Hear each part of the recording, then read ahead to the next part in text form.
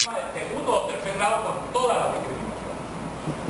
Bueno, Páez es presidente 1830-1834, pero luego se presenta un fenómeno increíble en la Venezuela de esos tiempos, que es que un civil que ni siquiera había estado en el país durante la larga guerra de independencia, sino que se había ido a Inglaterra a estudiar, que había regresado, terminada la guerra de independencia, los dos de María Vargas, se presenta como candidato. Y aquello es un revuelo, porque los militares no aceptan que un tipo que no ha peleado, que no ha luchado, que estuvo por fuera, pueda gobernar el país. Ellos consideraban que ese país les pertenecía a ellos, porque ellos eran los que habían puesto, como dicen ahora, la carne en el asador. Pero el señor Vargas, por cierto, es la campaña más rara del mundo. El señor Vargas también está consciente de que él no podía dominar aquel país de generales y de chaparotes y de guerreros. Y él, en 3 oportunidades, es el único candidato que gana pidiéndole a los electores que no voten por él. En 3 oportunidades, increíble, pero así está testimoniado históricamente. Él se dirige en 3 oportunidades a los electores pidiéndole que no voten por él. Pero ¿qué va? Como son los pueblos cuando toman una decisión para bien o para mal. Yo en este caso fue para bien, por supuesto. Era un hombre sabio, un hombre además con una rectitud y una honestidad total. ¿Cuál fue la campaña que no?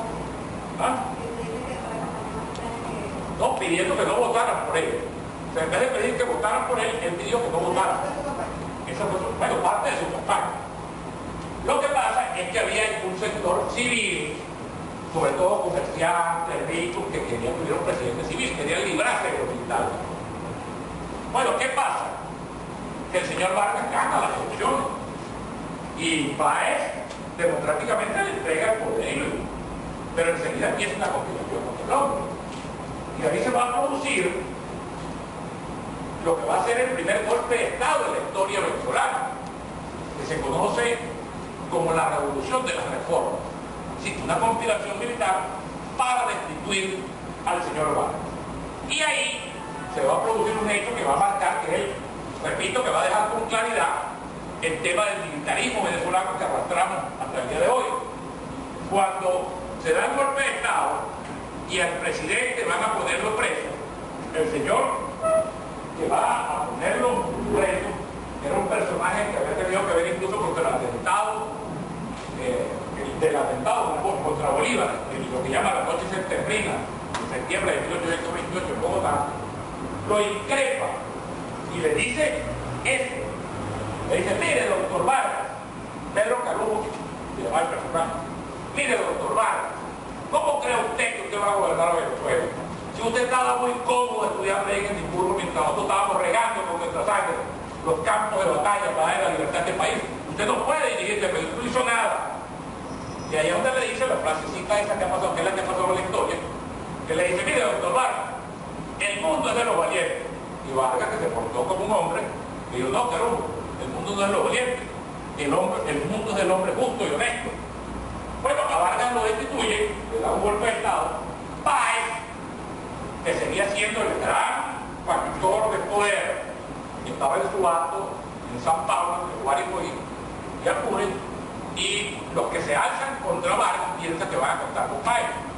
Pero Páez, hombre serio además, decide que lo que le conviene a Venezuela es mantener esas palabritas que se ha puesto de moda ahora, que llaman el hilo conductor.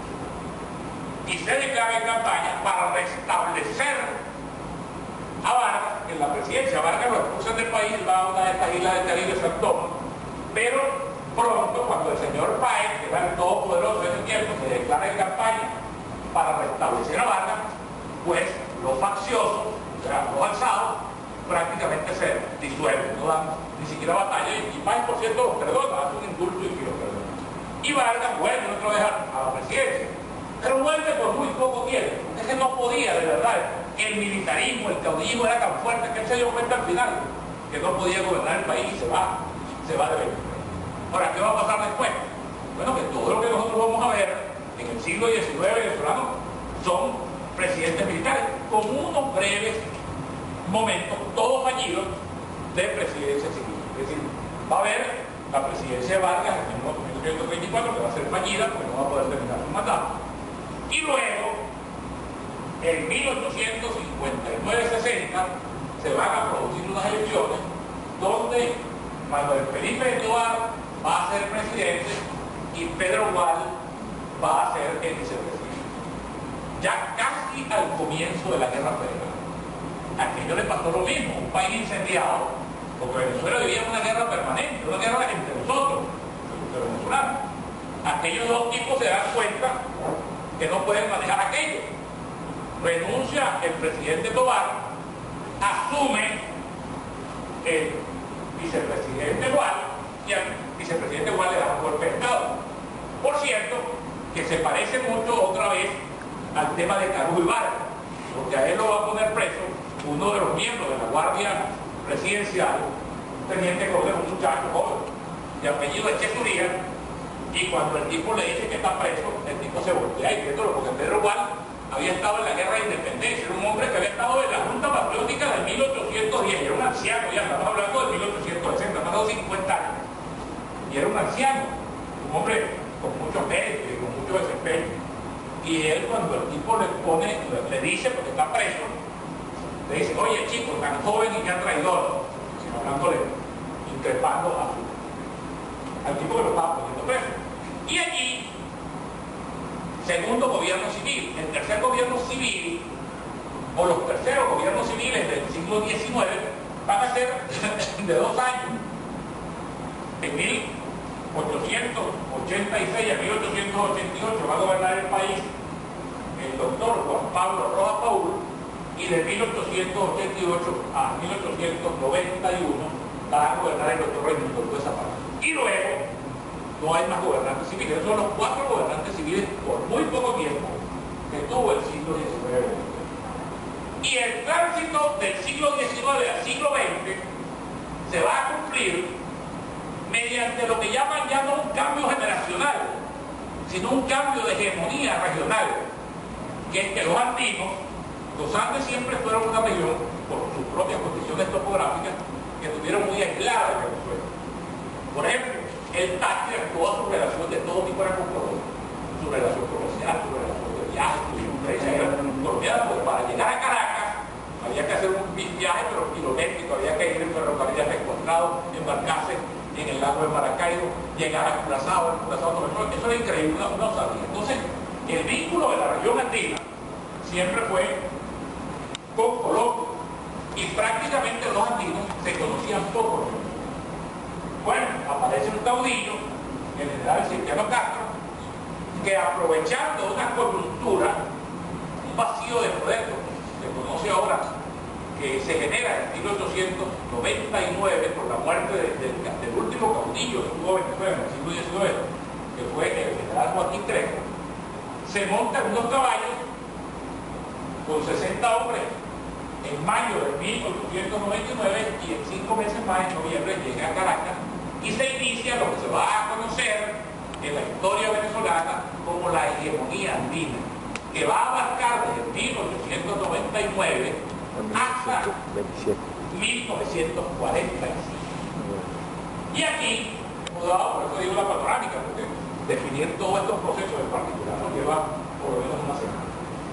Aquí, en el contexto de la hegemonía andina, va a surgir la segunda generación que va a marcar, vamos a decir, una impronta, que va a poner un sello a la historia venezolana y que va a ser la generación de 1920. ¿Qué pasa con la hegemonía andina? El gran caudillo de la hegemonía andina es el general Cipriano Castro. El general Cipriano Castro va a gobernar a Venezuela entre 1899 y 1908. Pero en 1908, el general Castro, que era un tipo que parecía mucho muchacho, pendenciero, hablador, desafiante, peleaba con todo el mundo, no dejó con quien no peleó, adentro y afuera.